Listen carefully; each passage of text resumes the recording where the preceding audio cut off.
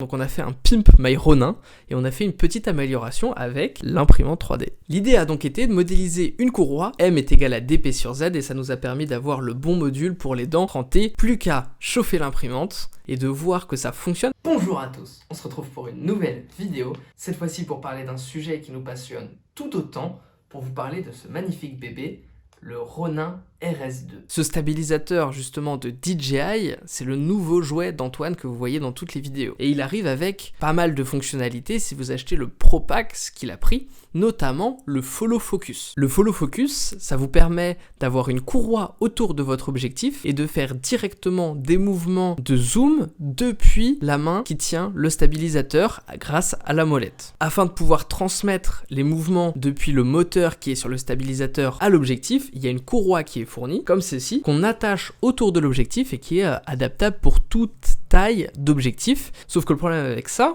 c'est que c'est déjà assez encombrant et que c'est pas forcément très stable. Les problématiques qu'on a déjà rencontrées en installant cette courroie, c'est que déjà ceci, quand ça tourne, ça peut buter contre des câbles et créer des mouvements. On perd en stabilité. Il y a aussi la possibilité que lorsque le moteur il fait un zoom, puis il revient, puis il refait un zoom, on va arriver en butée, on va cogner dessus, ça risque d'abîmer et le moteur, et puis on peut pas forcément bien zoomer comme on le souhaite sur le plan qu'on souhaite réaliser.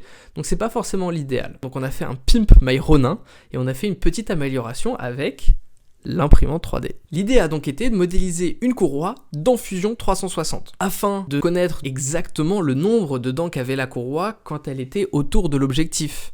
Donc pour ceci, c'est Antoine qui a passé le temps à compter le nombre de dents. On en est à 88 pour le diamètre de notre objectif. Le diamètre de l'objectif, on l'a mesuré au pied à coulisse pour avoir une précision exacte pour que la courroie puisse venir s'ajuster bien dessus. Afin que la courroie puisse bien se fixer sur l'objectif, on a utilisé un plastique qui est un petit peu élastique et qui du coup on peut venir l'étirer très légèrement. La formule à utiliser date des années lycée, c'était très agréable de s'en souvenir. M est égal à dp sur Z et ça nous a permis d'avoir le bon module pour les dents trempées et qui soit bien ajusté avec le moteur du Follow Focus. Une fois la courroie modélisée, il ne restait plus qu'à chauffer l'imprimante. Et puis c'est parti en impression. Malheureusement, j'ai pas de timelapse à vous montrer de cette impression, j'aurais bien aimé, mais voici le résultat final. En 1 heure d'impression, imprimée en creux, il y a encore plus de mobilité, et on peut la mettre directement sur l'objectif. Je sais qu'il existe des produits, des sociétés de cinéma qui font déjà ce genre d'accessoires pour 2 ou 3 dollars, mais c'est vrai que la satisfaction d'avoir eu l'idée nous-mêmes, d'avoir réalisé l'idée, de l'avoir modélisé et de l'avoir conçu, puis ensuite d'avoir pu l'imprimer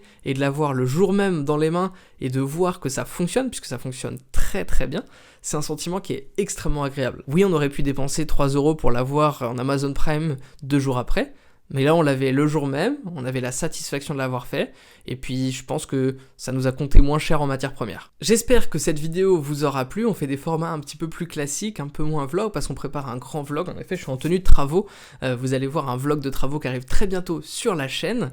Si ça vous plaît, vous connaissez la routine, n'hésitez pas à partager cette vidéo autour de vous, des gens qui s'intéressent peut-être au matériel de vidéo et comment l'accessoiriser. Et si jamais vous voulez qu'on mette d'autres accessoires sur le Ronin, n'hésitez pas à nous donner des idées. Pareil aussi pour l'imprimante, si jamais vous voulez qu'on imprime en 3D des pièces particulières, n'hésitez pas à nous le dire dans les commentaires. Rendez-vous demain pour une prochaine vidéo. Ciao!